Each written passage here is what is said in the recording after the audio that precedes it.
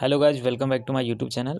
आज हम लोग बात करेंगे फेमिनिज्म। फेमिनिज्म का पहला जो वीडियो था फेमिनिज्म इन इंडिया, ये दूसरा वीडियो है फेमिनिज्म इन वेस्ट, और तीसरा जो वीडियो होने वाला है वो है फेमिनिज्म का जो टाइप्स है। इसमें ये भी बात करेंगे first, second, third and fourth wave of feminism. तो प्लीज़ आप ये तीनों वीडियो देखें तो ही आपका फेमिनिज्म पूरी तरह से कंप्लीट होगा। एक वीडियो में बताते तो फिर लंबा हो जाता, इसीलिए हमने 3 वीडियो में इसको डिवाइड कर दिया है। तो आज हम लोग बात करेंगे फेमिनिज्म इन वेस्ट, मतलब पश्चिमी देशों में नारीवाद पर क्या हुआ था, क्या कहना था नारीवादियों का, और first, second, third and fourth feminism में क्या क्या हुआ था, इसके बारे में बात करते हैं। तो चलिए शुरू करते हैं। Feminism was a movement that provided equal rights for women in social, political and economic terms. नारीवाद एक आंदोलन था जो महिलाओं को सामाजिक, राजनीतिक और आर्थिक दृष्टि से समान अधिकार प्रदान कराता था। इसके बारे में तो हम पहले वाला वीडियो में भी बात किए हैं कि नारीवाद एक आंदोलनों का समूह था, एक आंदोलन था। Women were already confined to domestic work. महिलाएं पहले से ही डोमेस्टिक वर्क मतलब घरेलू कामों तक ही सीमित थी। Women did not have any kind of social, political, economical rights. महिलाओं को किसी भी प्रकार का सामाजिक, आर्थिक और राजनीतिक अधिकार प्राप्त नहीं था। इट वॉज बिलीव्ड दैट ये women was made only for child bearing and domestic work. ऐसा माना जाता था और कि एक महिला जो है वो बच्चे पैदा करने के लिए और घरेलू काम करने के लिए ही बनी है। Only man could participate in social, political and economic works. और सिर्फ पुरुष ही सोशल, पॉलिटिकल और इकोनॉमिक वर्क्स में भाग ले सकते थे। At that time women could neither study NOR own private property NOR keep money. और उस समय न ही महिलाएं पढ़ सकती थी, न ही प्राइवेट प्रॉपर्टी रख सकती थी और न ही पैसा रख सकती थी। Girls did not even get a share in their father's property. और लड़कियों को भी अपने फादर प्रॉपर्टी, जो उसके पिता का जो प्रॉपर्टी होता था, उसके ऊपर भी उसको कोई अधिकार नहीं होता था और इसे ना ही प्राप्त होता था। She neither had any kind of authority in her father's house nor in hers in law's house. और ना ही उसे अपने पिता के घर में और ना ही अपने ससुराल में कोई अधिकार प्राप्त था। Till the beginning of the 20th century women did not even have the right to vote. और 20वीं सदी के शुरुआत तक की महिलाओं को वोट देने तक का अधिकार नहीं था। In the same parts of Germany people could sell and buy their wives. और जर्मनी के कुछ हिस्सों में लोग अपनी पत्नी को खरीद और बेच सकते थे। The condition of women was very bad in western country. और महिलाओं का स्थिति वेस्टर्न कंट्री, जो पश्चिमी देशों थे, उसमें बहुत ख़राब थी। The boy was treated as a boy but the girl was treated as a women. लड़कों के साथ लड़कों जैसा व्यवहार किया जाता था, बट एक लड़की के साथ एक महिला जैसा भी व्यवहार किया जाता था। और आज भी यह भारत के कई हिस्सों में ऐसा होता है कि एक लड़का का शादी 20-22 साल होता है तब किया जाता है, और एक लड़की का शादी 14 साल में कर दिया जाता है। और उससे उम्मीद किया जाता है कि वो एक 20 से 25 साल की लेडी जैसे काम करे। Women were not taught that they had no brains. महिलाओं को इसलिए पढ़ाया नहीं जाता था कि उसके पास दिमाग ही नहीं होता है। It is regarded that Christine de Pizan was the first woman who wrote on feminism। ऐसा माना जाता है कि क्रिस्टीन डी पिसान जो थी वो फर्स्ट वुमेन थी जो फेमिनिज्म के बारे में लिखी थी सबसे पहले। She was widow at the age of 25 and she started earning money by the writing। वह 25 साल के एज में ही विधवा हो गई थी और उन्होंने लिखकर पैसा कमाना शुरू की थी। अब है फेमिनिज्म को जो 4 भागों में डिवाइड किया गया है उसके बारे में। तो पहला है द फर्स्ट वेव फेमिनिज्म। तो बात करते हैं। It started in late 19th century. इसकी जो शुरुआत है वो 19वीं सदी के अंत में हुआ था। It took place in the late 19th century and early 20th century. ये फिर से मेंशन हो गया है कि ये 19वीं सदी के अंत और 20वीं सदी के शुरुआत के बीच में घटित हुआ है। It started for the fundamental rights. इसकी शुरुआत जो फंडामेंटल राइट्स मतलब मौलिक अधिकार के लिए शुरू हुआ था, इसकी शुरुआत हुई थी। At this time there was a discussion on giving women the right to vote. इस दौरान जो फर्स्ट वेव फेमिनिज्म था उस समय महिलाओं को वोट देने के ऊपर भी चर्चा किया गया था, उसके वोट देने के अधिकार के ऊपर में चर्चा किया गया था। At this time womens officially works were started, और इस समय महिलाओं का जो ऑफिशियली वर्क्स था वो स्टार्ट किया गया था, इसकी शुरुआत की गई थी। It was also discussed that women should be allowed to do all the works, और इस समय ये भी बात का चर्चा हुआ था कि महिलाओं को सभी काम करने के लिए अलाउ करने चाहिए। During the first wave feminism only man had rights in marriage property, so the first wave feminism started also this.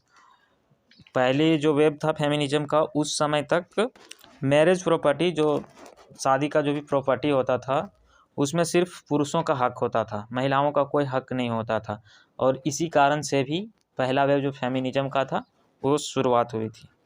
That time मतलब उस समय इफ़ ये divorce was to be taken only man could do so, अगर कोई divorce लेना होता था तो वो सिर्फ एक पुरुष ही ले सकता था। Women we are not alloweded to do so, अब महिलाओं को ये करने का मतलब डिवोर्स लेने का अलाउ नहीं था।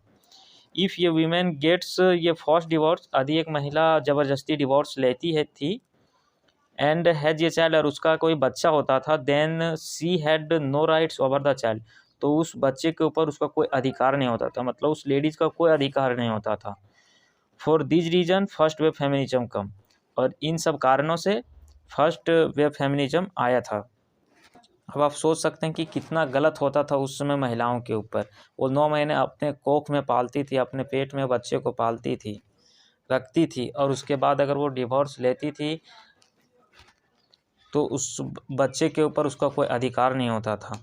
The popular leaders during this time were Ann Bradstreet, और उस समय की जो पॉपुलर लीडर थी जो फर्स्ट वेव फेमिनिज्म के समय, वो सब थी N Bradstreet, एफ्रा when, Mary वॉलस्टोनक्राफ्ट।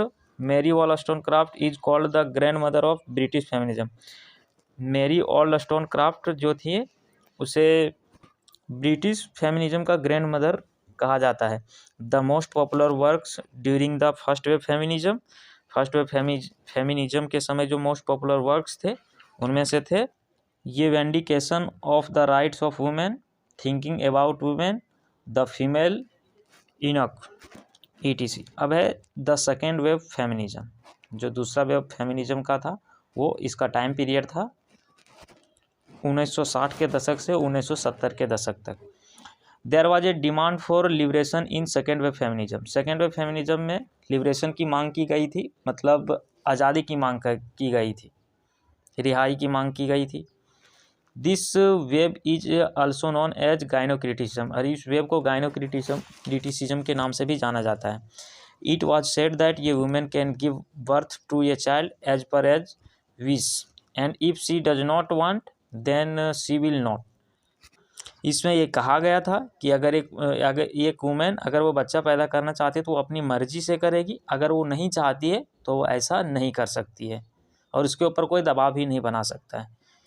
There should be no discrimination in the family and work place, और वर्क प्लेस और फैमिली में उस पर कोई भेदभाव नहीं किया जा सकता है और नहीं किया जाना चाहिए। ये women should be treated the same way ये मैन इज ट्रीटेड, एक महिला को एक पुरुष की तरह ही ट्रीट किया जाना चाहिए। Marital rape should not happen, और मैरिटल जो रेप है वैवाहिक बलात्कार होता था, जैसे वैवाहिक बलात्कार उसको बोलते हैं कि अगर कोई लेडीज संबंध नहीं बनाना चाहती है उसके साथ ज़बरदस्ती संबंध बनाया जाता था, तो इसी को मैरिटल रेप कहा गया है। ये नहीं होना चाहिए, सेकेंड वेव फेमिनिज्म में कहा गया था।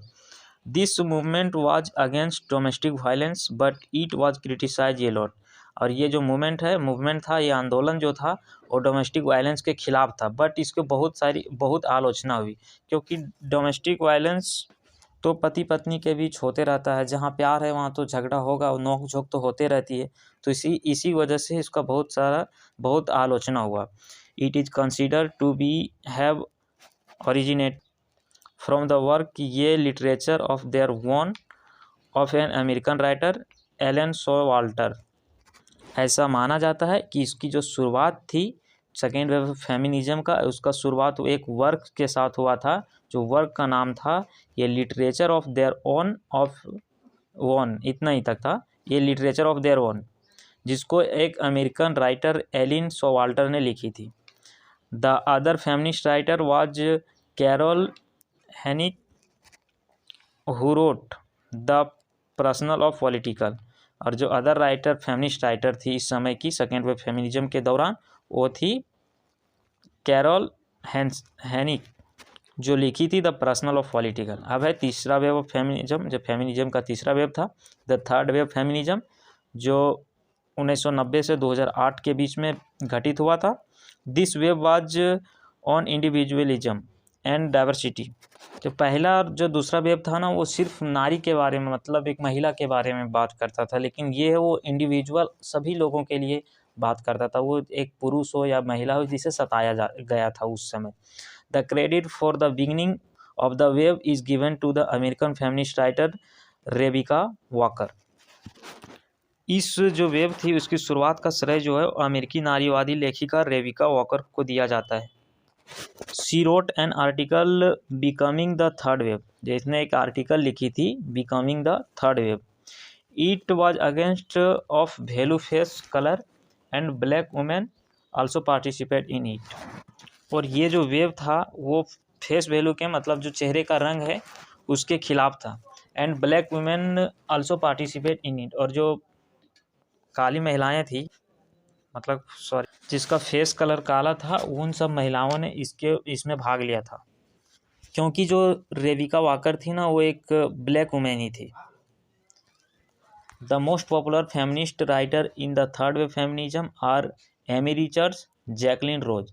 और जो मोस्ट पॉपुलर फेमिनिस्ट थी थर्ड वेव फेमिनिज्म की वो थी एमी रिचर्ड्स, जैकलिन रोज और बहुत सारी थी। और उसके बाद है फोर्थ वेव फेमिनिज्म, जो 2008 से अब तक है, ठीक है। This wave was started by कीरा कॉकरेन। ये जो वेव थी वो स्टार्ट की थी कीरा कॉकरेन के द्वारा, ये वेव का स्टार्ट हुआ था। सी इज, ये ब्रिटिश जर्नलिस्ट एंड नॉवलिस्ट, वो एक ब्रिटिश पत्रकार थी और नॉवलिस्ट थी। हर फेमस वर्क्स इज, इसका जो फेमस वर्क है वो है all the rebel women. The fourth wave feminism is based on technology, और जो फोर्थ वेव फेमिनिज्म था वो टेक्नोलॉजी के ऊपर बेस्ड था।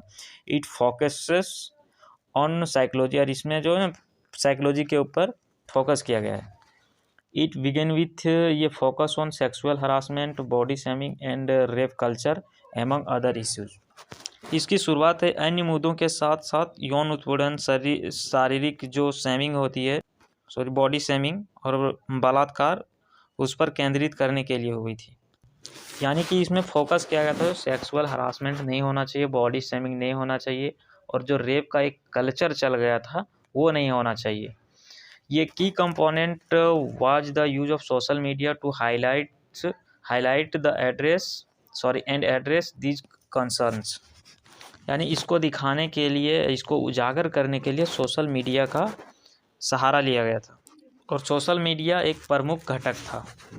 The popular writers of fourth wave feminism are Rhiannon, Lucy Cosslett and Holly बक्स्टर।